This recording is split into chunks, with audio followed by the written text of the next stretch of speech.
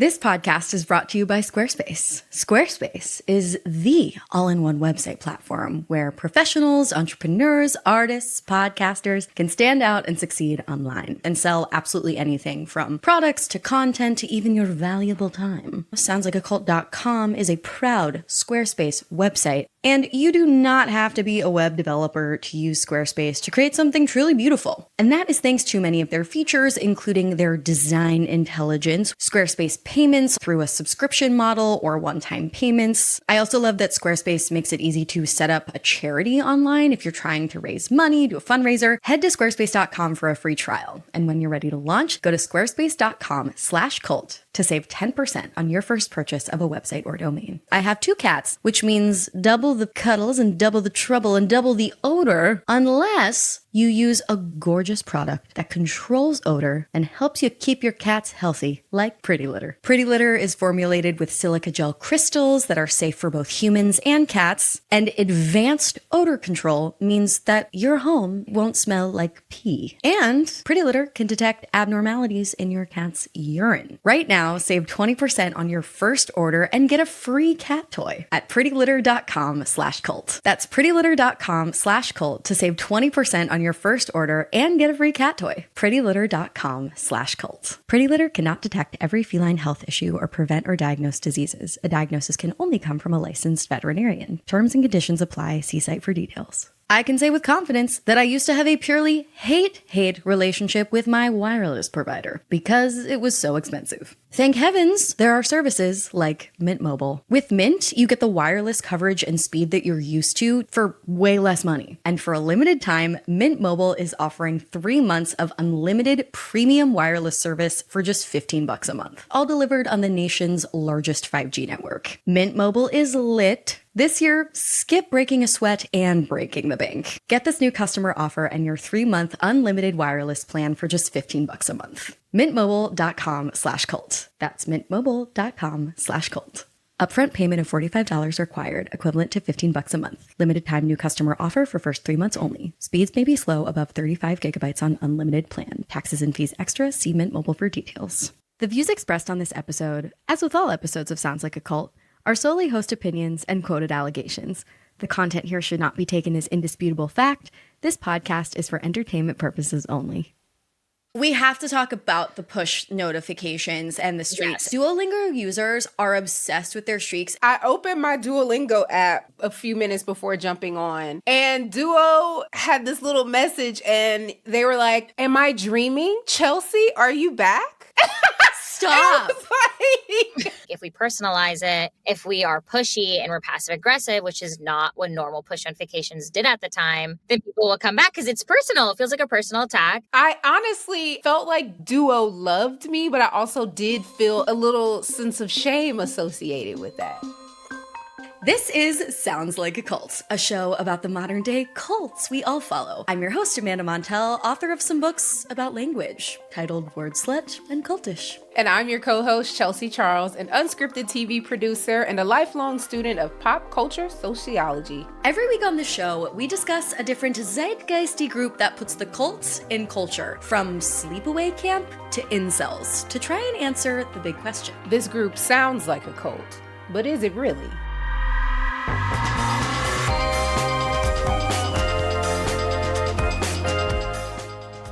And if so, which of our 3 cult categories does it fall into? A live your life, a watch your back, or a get the fuck out? After all, these days in 2025, cultish influence falls along a continuum. And the word cult can mean a lot of different things.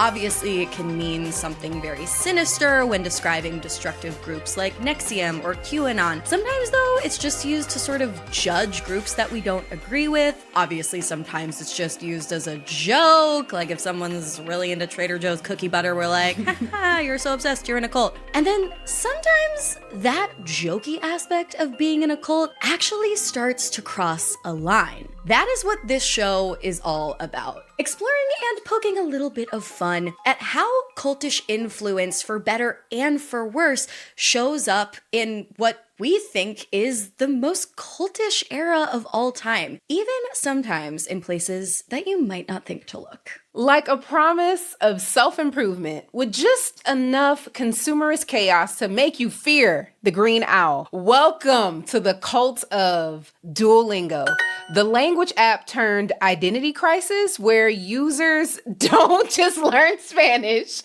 they become the kind of person who tracks their streak like a vital sign. Whether you're a super subscriber or fluent in Klingon, for no reason, Duo isn't teaching you, it's changing you, one push notification at a time.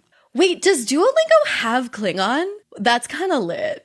You have to say it with the accent. I don't know. I'm not a Trekkie. I'm more of a Lord of the Rings girly, as we know. I'm not either. Okay, but you're pulling it off. Chelsea, we should talk about it. Let us defend for a quick second why we wanted to do this episode, okay? We have gotten so many requests for it. Listen to this recent email that we got from a listener named Victoria. This was from January of this year. Hi, Culties. Yesterday, the Duolingo app had maintenance issues, and let me tell you, people lost their mind about getting kicked out of family plans or potentially losing their streaks. As I explained the system of leagues, streak freezes, double and triple points, etc. to my non-user friend, I realized how great a topic it would be for Sounds Like a Cult. Duolingo is unfortunately very effective in keeping you engaged in their cult, even letting cult members terrorize you to do your lessons called friend streaks. Would love to hear your take on it. Love the show and thank you. Best, Victoria. It's like, yes. All right. It's a sign. It's a push notification from the great beyond. Yep. What is your relationship to Duolingo, Chelsea? I'm casually on the app here and there. I will say I have a few streaks in a few different languages, but my biggest gripe with Duolingo is that it doesn't really teach you fluency in any language. Because some of the sentence structures are just totally grammatically incorrect and they don't make sense. Like, I ate ball. When would I ever say that? I would never say I ate ball. Okay. Oh, that's very suggestive. I don't know. Oh my, explicit. But I really have dreams of being a polyglot. And so I have streaks in French, Spanish, Haitian Creole, and Portuguese. Oh, but only because I went to Brazil at the top of the year for a month for a show. And I needed to know a little Portuguese. So I was like, oh my God. Yeah. Me and my husband were like, let's get on Duolingo. Let's try to learn Portuguese. We ended up only like speaking Spanish in Brazil to communicate. Right. Our Portuguese is trash. Well, yeah, I mean, I'm with you. Like, obviously, language is like my biggest passion and lifeblood in the whole wide world. And I love learning foreign languages, not even to use them, like just because I think it's good for your mind and it allows you to like live an alternate life, you know, when you like can learn a new language. But it was always pretty clear to me that Duolingo was just a language learning themed iPhone game. Yes. The way that like Hinge is just a dating themed iPhone game. It's like not actually there to help you do the thing it's purporting. It's literally just there to keep you on the app like every other app, which is, I guess, a little dishonest, but not necessarily culty.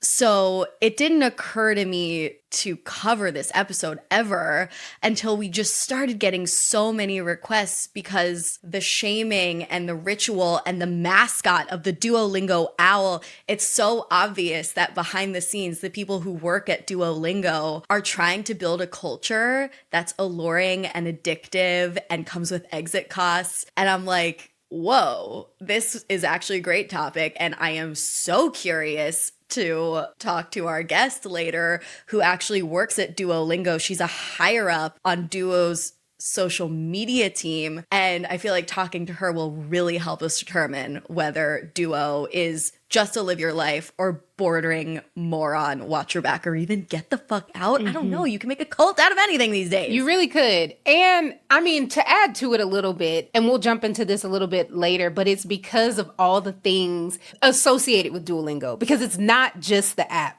just as you're saying. It's the TikTok account associated with the app. It's the added learning, the podcast that is associated with the app, which I live for the podcast. It's like real life situational stuff, and they'll say it in English, and then they'll also say it in the other language. Like, I don't know. I'm not in the cult, but I am cult adjacent to the Cult of Duolingo. Okay, word. All right. So that's already a green flag that you can, in theory, just dip a toe in. Yes. But I know a lot of people who have both feet, all 10 talons. They're knee How many deep. talons does an owl have? Yeah, knee deep in this world, and could not give up their streak unless they were without psychological misery. I'll say that. Let's get a little bit into the origin story of Duolingo, because some might be wondering, how the fuck could a language learning app be classified as a cult? So Duolingo started back in 2009. It was a wild idea concocted up in a Carnegie Mellon lab in Pittsburgh. The app was co-founded by a computer scientist named Louis von App. And fun fact, he was a guy who also co-founded the CAPTCHA. You know, that little like annoying security thing where you have to like type in whatever, some letters to prove that you're human? This fucking guy. Anyways, he founded Duolingo with a student of his named Severin Hacker. And if that is not a supervillain name, it's giving Severus Snape. His last name's literally Hacker. He's trying to hack into people's brains and souls. And listen, the original goal wasn't just to teach languages. It was actually to crowdsource translations of the entire internet, which is cool, lofty, but okay. By the time Duolingo launched publicly in 2012, it had seriously gamified language lessons. By then, this idea of streaks was introduced. You know how like on the Strava app for runners, you don't want to like break your running streak and like your friends can cheer you on? They were kind of doing that same thing for language learning. And all the while, you had a little mascot, this cartoon owl cheering you on or threatening you if you didn't keep up with your lessons. And these lessons honestly didn't feel like grammar drills so much as they actually felt like a little break for your brain, a little respite, a little escapism. Eventually, the app shifted away from translation and leaned into education hard, this mission to spread multilingualism around the world. And it rolled out things like stories, podcasts, even its own English proficiency exam. So the expansion was expansioning, and it worked. Now, with over 80 million users, a public stock offering, and new courses in math, music, and literacy, Duolingo's not just an app, it's a movement, nay, a lifestyle. One that's powered by a little green owl who's equal parts cheerleader and unhinged personal trainer. Period. How does Duo make you feel when you log on to the app? Listen, the fact that Duo knows my name, it makes me feel a sense of community. It makes me feel a sense of Duo. Right. Don't gender the owl. I'm not going to gender Duo. Duo has a responsibility to make sure that I have endless education. And I don't know, I kind of live for that. Totally. It's like when we recorded our Labubu episode, you were talking about how you had a Tamagotchi as a kid, but you are almost Duo's Tamagotchi. He has to keep your mind alive. They keep me fed with knowledge. Duo transcends anything earthly. He's above. Culties, just get ready because you're going to learn so much more about how the Duolingo mascot came to be from our guest. It's fascinating. Some people might still be unconvinced that Duolingo could resemble a cult. But Chelsea, I feel like you could help with some of this analysis just out of the gate. Because when you start picking Duolingo apart, you're like, oh, it's cultier than it seems. So with Duolingo, the devotion is real. People who have kept their Duolingo streaks going for over thousands of days is like a sacred ritual. My mother-in-law has like a very, very long Duolingo Spanish streak, which I think is just insane, but kudos to her. Good for her. Yeah. Honestly, like whatever's keeping people off Instagram, in my opinion, or like, I don't know, as long as they're not on like an incel forum, I'm starting to feel like maybe it's fine. You're right. But fanatical nonetheless. Yeah. I mean, does she get outside? Oh yeah, oh my God, so active. We're going to talk about rituals a little later, but it has become super ritualistic for her. So like at the top of the day, she does Duolingo. It's become as much a part of her morning as coffee or brushing her teeth. But she's extremely like active outside and does all the things. And while there isn't a huge benefit similar to your morning crossword puzzle, I just think it's a great way to keep her mind active. But I fully agree with you. It's not a language app, but it's language themed. It's language flavored, themed. Coded. It's language coded. Yes. That is so funny. It's like literally just a language coded iPhone game. And if people could think of it that way, then I think maybe that would peel back the veil a little bit on the cult. Yeah. If that makes sense. And I guess that's what this whole episode is attempting to do. Absolutely. One of the most fascinating parts of Duel's culty energy is the way that it fosters a sense of community through competition. There are ledger boards that you can build with strangers on the internet, but also close friends and family where you can kind of nudge each other, where if you see someone that's a part of your community that you've built missed a day. So it's not just Duel that's kind of antagonizing you to jump on the app, but it's people that you actually know and are in community with that's like, hey, you missed a day. Get on your Zoom. You're not on your Zoom. Oh God, we Americans, we thrive on shame. We do. Love it. We live for shame. There's something to these word games adopting the model of cult fitness. You know, it feels like Peloton for people who want to sit down. Yeah. People are also super addicted to Wordle. Girl, Are you into it? Well, no. So, okay, you got to understand these things that we did to keep ourselves busy initially during COVID all were like hand in hand. Like I said, it was community. So everyone was on Duolingo at the same time. Everyone was doing Wordle at the same damn time. So I may have dipped my toe into the New York Times Wordle and the app of Wordle. No, same. You're absolutely right. That's true. And you know, we'll talk about this a little later in the interview, but during times when you can't see your family or you're really busy and you're not connecting with your friends as much, apps like Duolingo allow you to stay connected, which again has literally nothing to do with language learning and everything to do with these other things that attract people to culty groups for better and for worse, like a desire for connection, a desire for belonging, a desire to feel like you're doing something good for your mind, for your soul. And that is what Duolingo is. The question is, has it gotten a little too cultish for comfort? So to help determine that, we are thrilled to introduce our guest. But not until after a break, where we're going to hear from some of our cult-followed sponsors that make the show possible.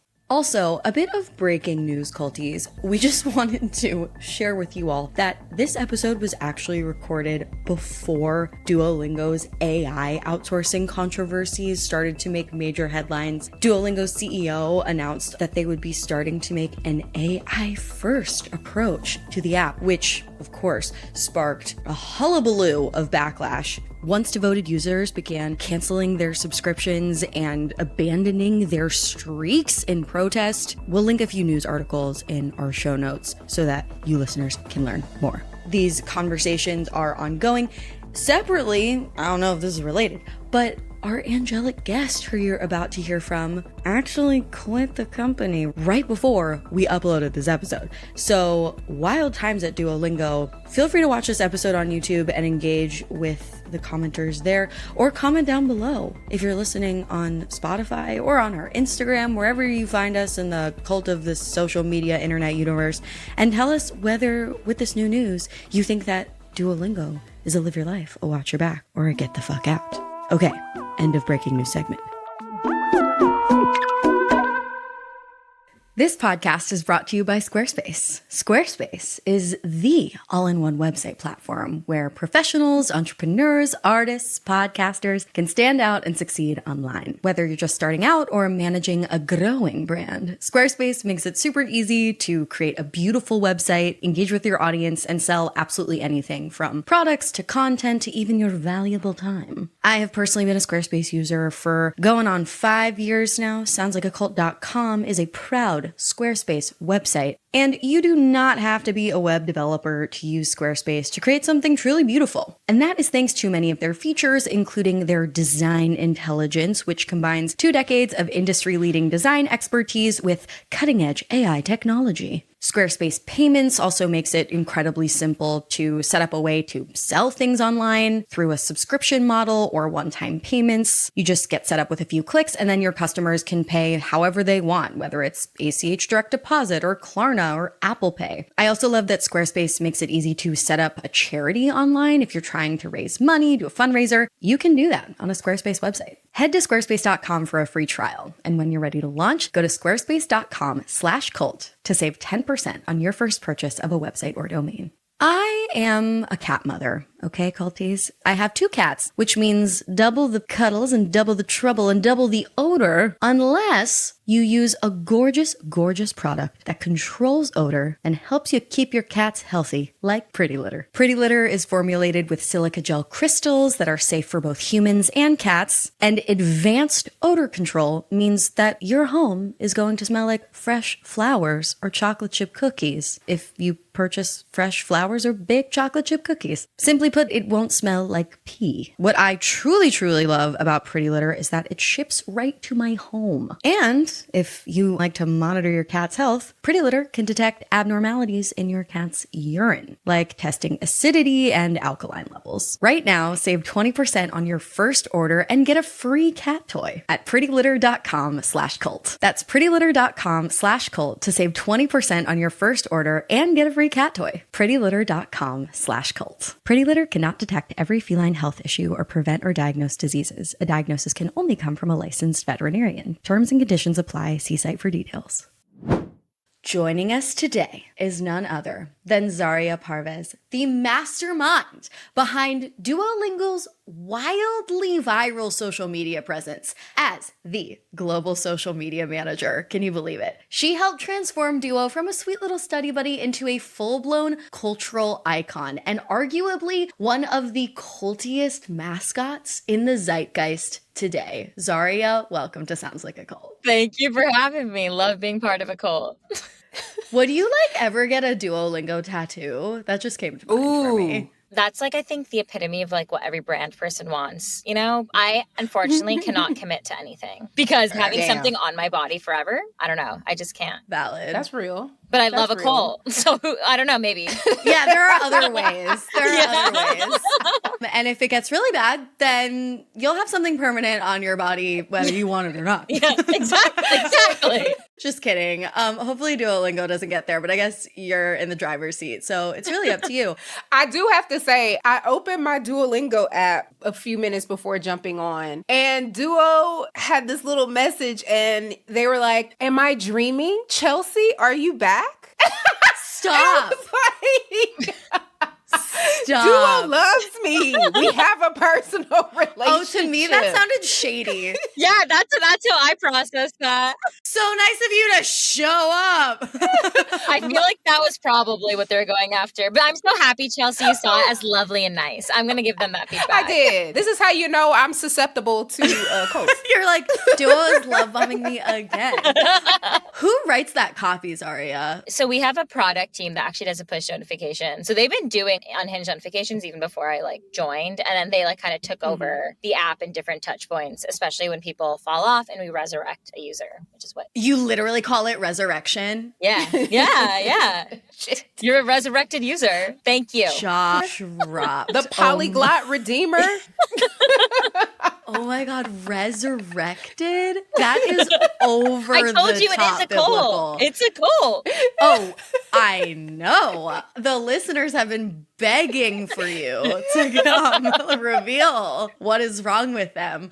Okay, wow. I am so fucking pumped to get into it. But first, Zaria, could you give a little bit of background? How were you recruited, not only into this cult as a member, but as like low-key inner circle? Okay, so I graduated university in 2020 from University of Oregon, and I needed a job. So my goal in life is to retire. Like I've always I hate the fact that we have to work. Obviously, we're all there. And I was like, because I studied advertising, you could either go into like advertising agencies and do the big grind, all of that, or you can move to Pittsburgh to a random startup that has some brand love and cruise and work a 9 to 5. So as an exhausted 21-year-old, I was like, I need to figure out what's conducive for lifestyle. And that's honestly why I applied to Duo. So Duolingo was actually the only job I applied to out of college. And they gave me a job and I was like, great. And like the main reason was just I loved being an NPC. I really wanted to be in a spot where I could just like cook in a back corner and nobody would tell me I couldn't or could do things. Like it would just be open. So I felt like I had that. And it was like enough of a startup at the time that there was just space and the community was crazy. Like I knew that it was like a recipe for success because people are already obsessed. I just had to bring that to social essentially. You mean the community of users? Yeah. People are obsessed with their streaks. They're always making fan art. If you type in Lily fan art, you're going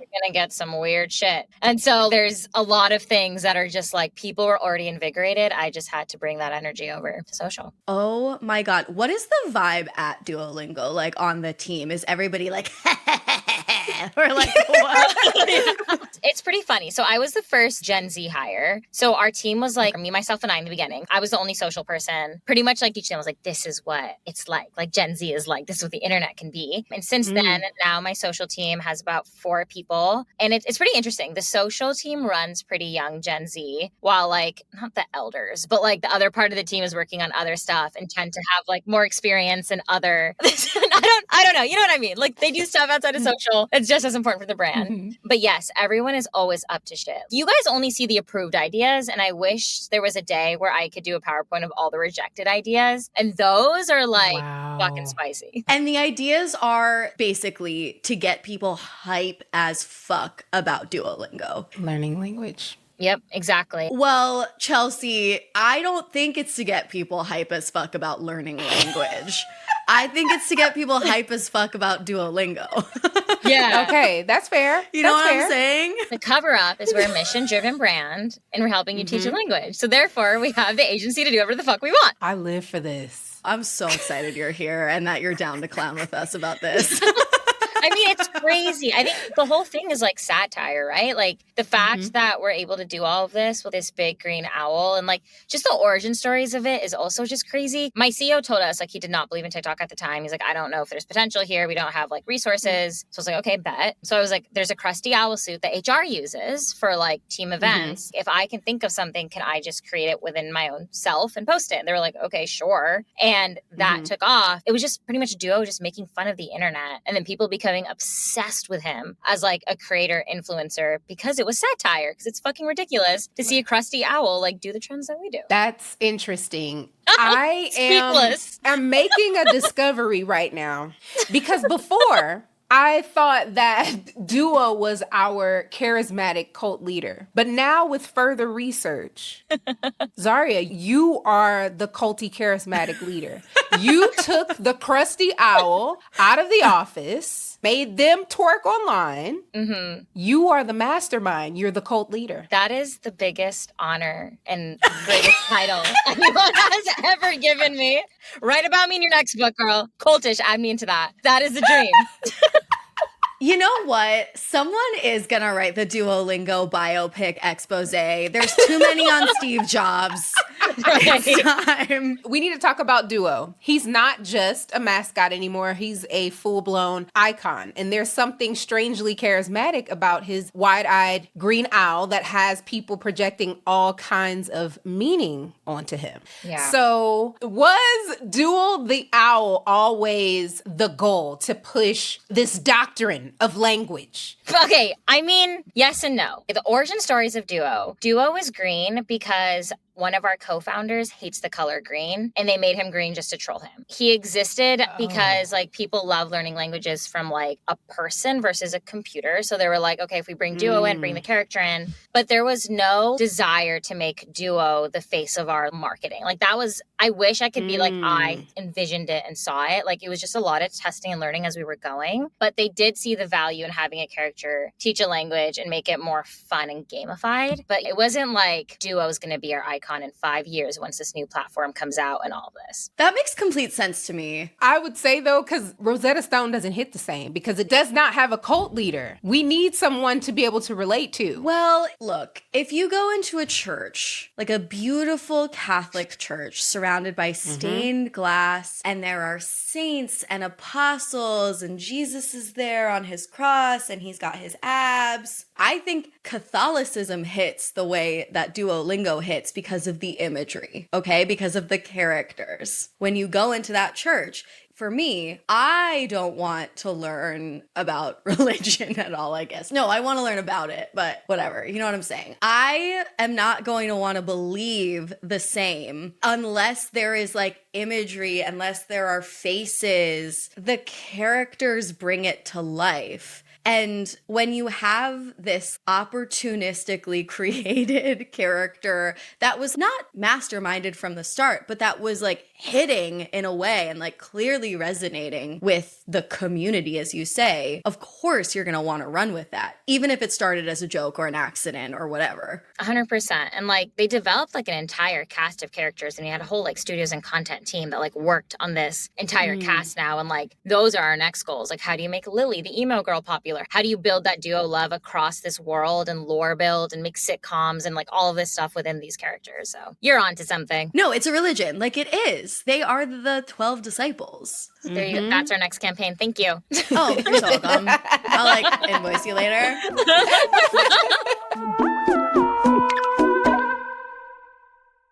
So speaking earlier about the fandom associated with Duo, specifically like tattoos, fan accounts, and memes, what is it like watching a language learning app inspire that type of devotion? It's wild, dude. Like I actually never thought it would get to this point. And I think what's crazy about it is like the tension of it. I feel like if we were another brand doing this, it might be kind of expected because big brands have big marketing budgets and all these things. But I think the fact that it is an education app doing this stuff, that tension makes it like, holy shit. And then people get excited about it. Seeing that come to life, it's just so freaking human, you know? Like I always laugh how humans love fireworks and bright lights. Like it's just so stupid. We're so stupid. I was joking about this too. Right? Over It's 4th of crazy. July. We're all like, wow. And like, what? I know. And it's the same. I feel like it's the same way. Like, it's like that tension is such a human thing to be obsessed with. We're complex beings, but when it comes to like just situational irony, we're like, oh my God, that's hilarious. And I think that's the beauty of it. It is. Duolingo is a cult of situational irony. Like that is its voice. It's like David Berg of the Children of God's whole voice was talking about Jesus in a way that was like crass and full of cursing. And people found that tension really compelling and radical and subversive. It was abusive and fucked. But like if you stripped away all of that, the juxtaposition of two contrasting tones, like people were vibing with it. You're so right about that. And I bet too, it immediately feels more trustworthy and more grassroots, like we're all in on the joke, that it's an education app and not like Nike. 100%. And I feel like because we're also such a mission-driven brand of like make education accessible, people are like, yeah, they're allowed to be crazy. They're doing it. Like that, I think also has something to do with it of like Gen Z wanting good brands. Yeah, actually, I am curious, like obviously more sinister cults start as mission driven. You said it. You know? I didn't say it. And like spreading multilingualism around the world feels like an amazing mission for a cult. Yeah. You know, it's like some are about poverty, some are about spiritual transcendence. This one is about multilingualism. And look, I'm here for it. How do you think that missional aspect keeps people in? I feel like it makes you feel good about yourself. Like that's literally what it is. Like, yeah, I'm stalking Duo on TikTok, but also like it's a language learning app. So I might be learning something by watching this content and scrolling. Oh, I'm learning. I learned a language. Like those small things of like your streak, gamifying it. It feels like you're productively using your time. So you're like, okay, like I'll scroll a little bit more on this channel. I'll keep going. Like it's a language learning app. Yes. Oh my God. It is a way to feel productive and good about yourself. Yes. But like, we have to talk about the push notifications and the streaks and the whatnot, because Duolingo users are obsessed with their streaks in a way that completely transcends anything having to do with mastering vocabulary and grammar.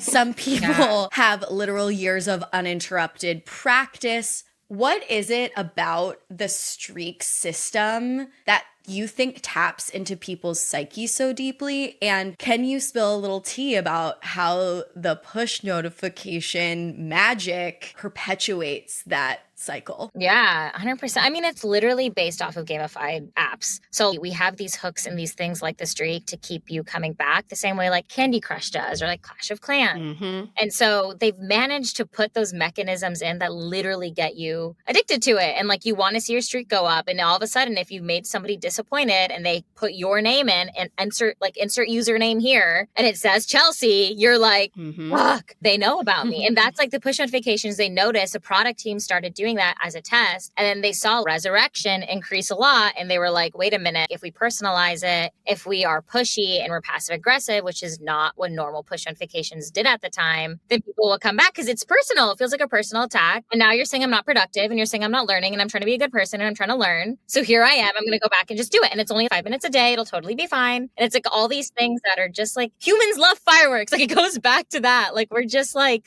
kind of predictable in a lot of ways. And you can gamify that and make that into a productive business. Yeah. Chelsea, how did you feel today when you like were resurrected? I honestly felt like Duo loved me, but I also did feel a little sense of shame associated with that. And I feel like there's a little sunk cost fallacy like sprinkled into that, which is obviously we know one of the main tenets of many of the cults that we talk about, but it is that idea that you have invested so much time. And so you decide, okay, I'm going to keep investing this time. And dang, if I miss one day, I'm going to mess up my streak. I'm going to not learn this language. So, and you can think the investment is for you, but it's equally, if not more, for Duolingo. I mean, it is like a business at the end of the day. But I do wonder, we're talking a little bit about the mission aspect. We're talking about shame. We're talking about making you feel a little love bombed. My PR manager is going to love this. Oh. She's like, none of the talking points. And I'm like, it's fine. You know what? The brands that get it, get it. I'll tell you right now, Peloton loved our Peloton episode. I was like, really? Good. Yeah. Green flag? Anywho. But obviously we're being cheeky, and yet there is something very real about the fact that Duolingo has become a ritual for people and a real like moment in their everyday lives. Could you talk about how that ritual aspect might resemble even prayer for people? Like, how do you see it from your perspective? Yeah, I think it's that 5 minutes of screen time that just makes you feel better about yourself. Playing into that, because like how many times are we hearing about screen time and mental health and we're wasting our time on social and we're doing all this? Like I think it comes back to like, I might not have control over anything in my life, but at least I can use these 5 minutes to be productive and hope it'll help me grow or help me be better. I can say, you know what? I learned a bit of a language today. It's like kind of like working out in a way too. Like it's a way to control like how you feel about yourself. And if it's from like a cute guy, like the fucking owl's so cute. I work there and I'm not just saying, like sometimes I get so annoyed, but you just can't stop looking at it. And I think that's actually why it has even a bigger appeal than our other cast of characters, because it's just like a freaking cute owl. And so when you just combine these things together, it just makes you feel like you're doing something good for the world in a way, as like I'm learning a language so I can communicate with others and be empathetic and meet them where they're at versus them having to meet me where I'm at. There's just so much propaganda you can add to it, like it just can keep going. Thank you for saying that. I know. I feel like I'm a propaganda machine right now. The self-awareness is admirable. Like, we stand. Yeah, there you go.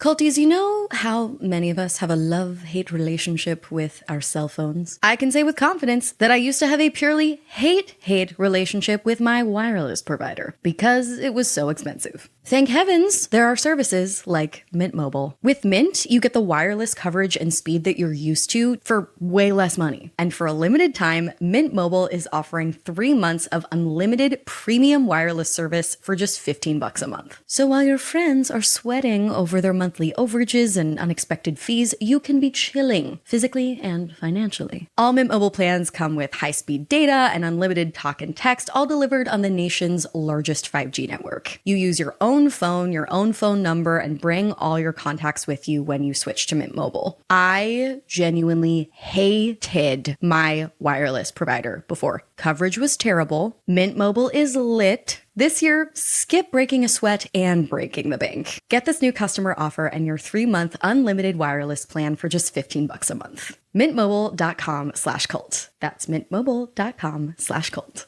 Upfront payment of $45 required, equivalent to $15 a month. Limited time new customer offer for first 3 months only. Speeds may be slow above 35 gigabytes on unlimited plan. Taxes and fees extra. See Mint Mobile for details. So, Zaria, one of the most fascinating parts of Duolingo's culty energy is the way it builds community, which is a little about what you were talking about just a second ago. Through control, through competition, between the XP races, ledger boards, and public shame for falling behind, there is a definite sense of social pressure built into the platform. In what ways does the app create a sense of community or even competition that keeps people coming back? Yeah, I think it's definitely like the leaderboards. They have that sense of like, where are you placed on that? Then there's like the friend streak where you can nudge a friend. Even this whole concept of people blocking their boyfriend everywhere, including Duolingo. There's actually like these parts of the app that feel very community driven. It's a thing. I didn't know that. And they were like, I blocked him everywhere. Like that is common. Like you will see those tweets often. And then we've linked it with our social presence. So now there's like the community of the app that's like obsessed with the app. And there's a community that's obsessed with the bird. And we kind of like keep them in cahoots with each other. So in February, we actually killed Duo. And we made this huge campaign over the death of Duo. And it like blew up in a lot of places. But that was connected to the actual like app icon that showed like a dead Duo with like X's on his eyes. So we were like bridging these two worlds together where like, honestly, like people on social, the most they talk about us is either they hate language learning and they hate their Spanish teacher. They think that we're stupid, or like they actually accidentally tag us as Dua Lipa. Like that is the most sentiment we get. They don't care about like being empathetic learners, while like people on the app probably care a little bit more about that. So like we try to bring these worlds together through these different communities and like find links with Friend Streak, but also like our social commenting and how we comment on things and the campaigns we do. Is there like a Duolingo cult follower type or multiple types? Like who are these people? Ooh. You know, it's like the QAnon yoga moms, and you're like, yeah, we can break that down. We've done episodes recently on like plant parents and like horse girls. Like there are just certain cults where you're like, no wonder you were into this. Is there a Duolingo profile? Oh my God, that's actually such a good thought exercise. I feel like it's weird because it's across a lot of people. So you have like the old grandpas that literally think they're making a bird sad. Like they actually think there's a live bird and they have to like recover it. They're just like bird watching men. Literally. But like actually, then there's people who think it's like a dinosaur and don't get why the kids are into it these days. And then there's like the little like teenage boys that you're like, I feel weird that I'm even talking to you on social, but here we are. And it's like the obsession. We went to VidCon and they had us as a featured creator, and Duo was like the first mascot to do that. And I was like, this is the first time we're going to meet our fans in real life. What is it? And I was like, I'm a fucking creep. They're all like teenagers obsessed. And I was like, wow, this is who our audience is. But it's like actually a ton of like middle schoolers that are obsessed with the brand, and they'll still be like, hate your app, but love Duo, hate learning a language, but just love your content. So it's like two different worlds, but there should be an archetype. I just don't know what it is yet. That's so interesting. So much about Duolingo has, again, very little to do with like language learning. Yeah. it's like an immersive experience. Yeah, there's so many levels of it. Even now, like they're not just doing language learning, like they literally have chess now, and then they had math, and then they have music, and then they used to have like Duolingo ABC for kids. Like it's like, how do we like take over education and make it a cult, but make it fun? No, honestly, like starting with the youth is a very effective cult tactic. Wow. I didn't even know I was a cult leader. Oh my God. Yay. You. It could be anyone. We're so proud of you. Thank you. Duolingo is technically a tech company, right? Yeah, we are. So at all of these tech companies, there have to be internal conversations about the ethics of it. But ultimately, like, this is America, baby. Like, we're in the attention economy. If eyeballs and streaks and fanaticism and shame is profitable, what incentive is there to roll it back? 100%. And like, I remember when we first started doing it, there were people being like, your language learning app, get your butt off the Super Bowl. Like, why is Duo's butt on this stage? Or like, why is this stuff happening? And I remember they're like, it works. Like, we don't know what to tell you. Like, every time there's a viral TikTok video, we're getting new users. So like, keep shaking that ass, mascot. Like, I don't know. Like, part of it is it does work. And there's the level of brand safety too, right? Of like, how far do you push it? Like, where is the line? And I think the mantra our team's kind of taken is like, you don't know where the line is unless you cross it sometimes. And that has allowed us to understand, like, in this world of hyper consumerism and late stage capitalism, these are the lines that a social media owl star can take. And so it's been a really weird ride too. It's just weird because you're like, you just don't expect the things that people to be okay with are okay with, or the things they're not okay with to not be okay with. That is such a good point. Like, what a morally chaotic time. I mean, it is wild to have my like paranoias confirmed that you really can make a cult out of anything these days. There you go. It's true. Even an innocent language learning app with a wee owl. You know who the owl reminds me of a little bit? Was it a Microsoft Word jumping paperclip? Oh, I know what you're talking about. I've seen like 90s nostalgia stuff of it. It's like with the eyes on it. Yes. Do you remember that bouncy paperclip who was like, that's not how you spell that? Yes. It's giving that, which like the sweetness, you know, it's just that on steroids in 2025. For sure. Okay, we have just a few more questions for you. So, Duo himself is so obviously anthropomorphized, absurdified. He's a clown, he's a dancer, he's a punisher, a loving, omniscient presence. He's a harbinger of doom. I don't know. Like, he's so much. Does Duolingo's staff feel like Duo is real? Like, do you ever feel like you're parenting a little cult mascot? I don't know. Like, who is Duo to you? So what's interesting is like the reason why Duo was able to blow up the way he did, especially in this past like 5 years, is I think it comes actually down also to the people we hire here, and not like, I don't know if it's up to you if it's a bad or good thing, but I think there is the quintessential Duolingo employee. And like, we actually are like really insane about who we hire. The process is crazy. We have an insane culture. People are quirky here and they're weird. That is actually like an inherent nature of who we are. You can very much be like, yeah, that's a Duolingo employee, or like, no, that person's not. Like, it's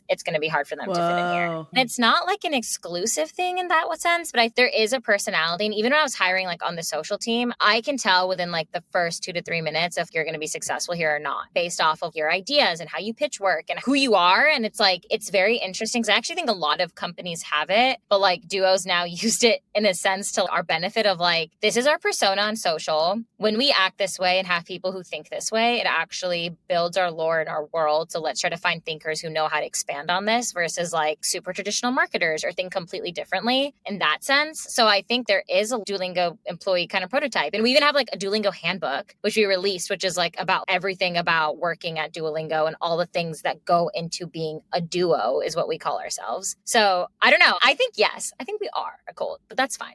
We're all cults in our own way. Right? That's what they tell themselves, right? Yeah. I live for this. Oh, that is so fascinating because to your point, Gen Z, I feel like in general is more suspicious of your coworkers being your family and your workplace being your home or whatever. But because there is so much inherent irony at Duolingo, you could kind of get away with all the same shit. I also think it's very much like there's no double entendre. We're like, yeah, we are who we are. We're fucking crazy. Join. Like even like this handbook I'm talking about, it's literally like this entire document that our talent brand team, which is a team just meant to recruit Duolingo talent and build the brand of what it means to work at Duolingo, created. And it's a priority and it's a thing. Like we care about our duos and like the in-office culture. All of it is like super important. We have this thing called Duoversary where like every year it's our birthday. So we all come and celebrate our birthday. And there's always fun events. And like it's like a very Duolingo type thing. And like this was my first job out of college. So I thought this was normal. And a lot of people like who are like multiple jobs in are like, this is different. Like it's what it is, but it's like, this is not how normal workplaces usually are. I think I got away with so much of building the brand because of I was okay with it almost, or like they were okay with it too. Because I guess maybe I was part of the cult all along. But yeah, it's really interesting. Like it's crazy. Now you're making me like I'm like second guessing my entire life. No, now. you're doing everything right. You're in exactly the right place. But blink twice if you need us. Yeah, seriously. I'm like the safety sign. Yeah. So I have to share that during COVID, I became crazy on Duolingo. As did a lot of people. I was heavy in Spanish and French world. I had a very, very long streak, but it was also just a way for me to still remain productive while I was not on anybody's set, not going to work and not going out to restaurants. So it was just a way for me to kind of like build community. And I feel like with this kind of resurgence of political and social unrest, I think people are looking for community again. So what do you think is the emotional need, in your opinion, that Duo fills for people, especially during isolating times? I almost feel like it's the lightheartedness of it. Like I know we talked about it a little bit earlier, but like that tension point of it just being like not what you would think a language learning app to be. It's like stable in a sense of like you can always access it. It's there. It's on your phone. It's free. That's also actually very big. The free app and the premium app, the content is the exact same. We don't actually want bars to like learning a language. Like you should maybe watch a couple ads, but like it'll be the same exact content across both. So I think that reliability and dependability and like access is like a big part of it, where like it's not a really high barrier to entry kind of helped. And then I think again of it just being like, we don't take ourselves seriously, which a lot of education brands and institutions do. And I think people seeing that makes it almost feel like it's not as intimidating to learn a language, or it's just more approachable. So really we're just authentic. I hate that word, but like it kind of feels like it. Sorry, it's such a trigger word for me. Completely. We all have them. But that makes a lot of sense. We're speaking very sensationally and hyperbolically right now about Duolingo, but I do think that there is something sincerely very wholesome and equalizing about an app that at the end of the day is supposed to like bridge linguistic barriers. That's underneath all of this. Like, even if it is just an iPhone game, it's an iPhone game that is trying to introduce people to new ideas and a new way of seeing the world in a very lighthearted, low temperature way. Like, it is hard for me, and this is wild to say in these times, but it's hard for me to see a world in which there's some like huge controversy that kneecaps Duolingo. Like, it's just such, it's like an unproblematic fave. Yeah, exactly. And I think also with like our popularity with like Gen Z, right? Like they love that. They eat that shit up. They're just like, you're doing good. Like, okay, why not like one brand that's actually finally fucking doing good? Like we can try to support them, and like it makes them okay to be crazy and like cross these lines sometimes. Yeah. There's like Paul Rudd energy at Duo. Like, you know what I'm saying? Like, that's actually so funny because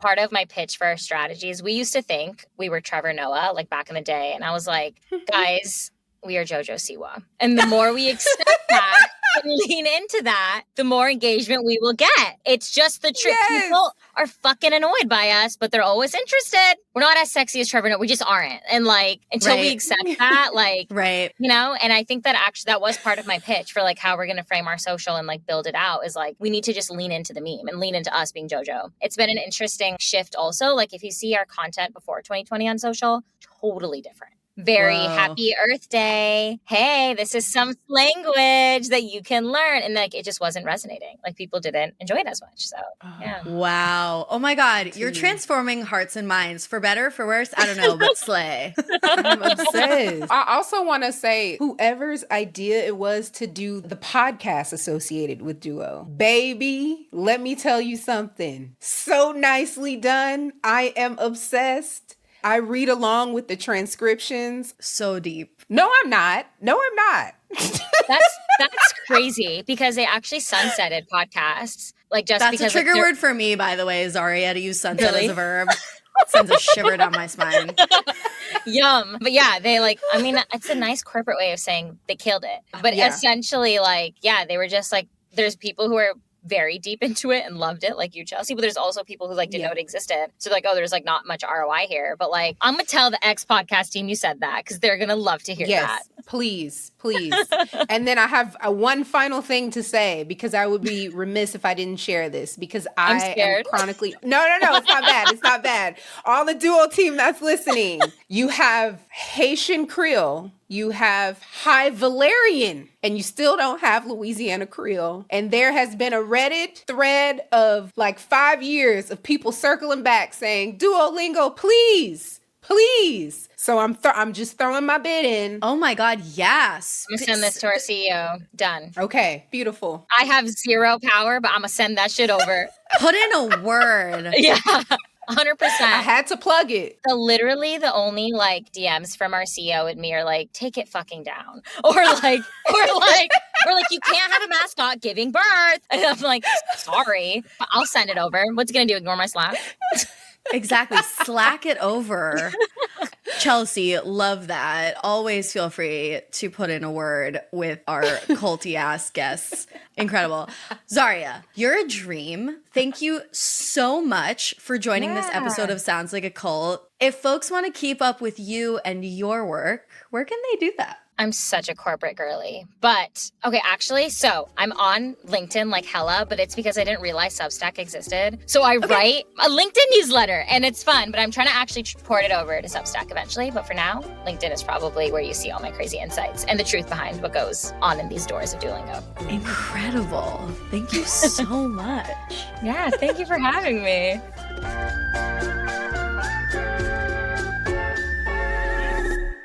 Okay, Chelsea, it's time. Out of our 3 cult categories, live your life, watch your back, and get the fuck out.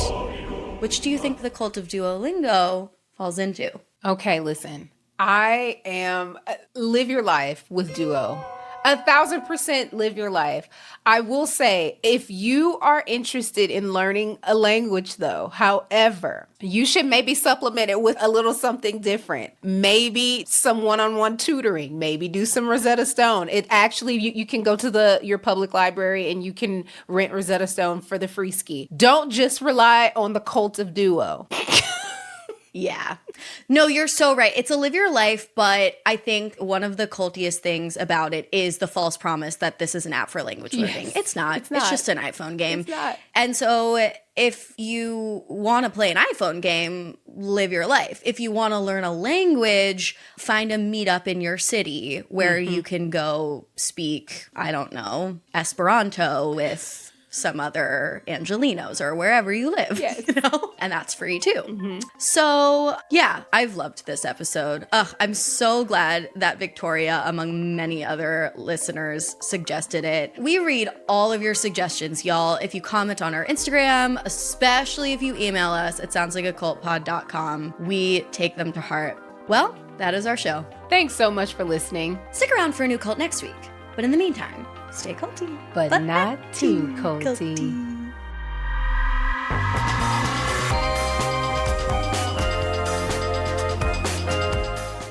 Sounds Like a Cult was created by Amanda Montell and edited by Jordan Moore of The Pod Cabin. This episode was hosted by Amanda Montell and Chelsea Charles. This episode was produced by Chelsea Charles. Our managing producer is Katie Epperson. Our theme music is by Casey Cole. If you enjoyed the show, we'd really appreciate it if you could leave it 5 stars on Spotify or Apple Podcasts. It really helps the show a lot. And if you like this podcast, feel free to check out my book, Cultish, The Language of Fanaticism, which inspired the show. You might also enjoy my other books, The Age of Magical Overthinking, Notes on Modern Irrationality, and Word Slut, A Feminist Guide to Taking Back the English Language. Thanks as well to our network Studio 71. And be sure to follow the Sounds Like a Cult cult on Instagram for all the discourse at Sounds Like a Cult Pod, or support us on Patreon to listen to the show ad-free at patreon.com/soundslikeacult.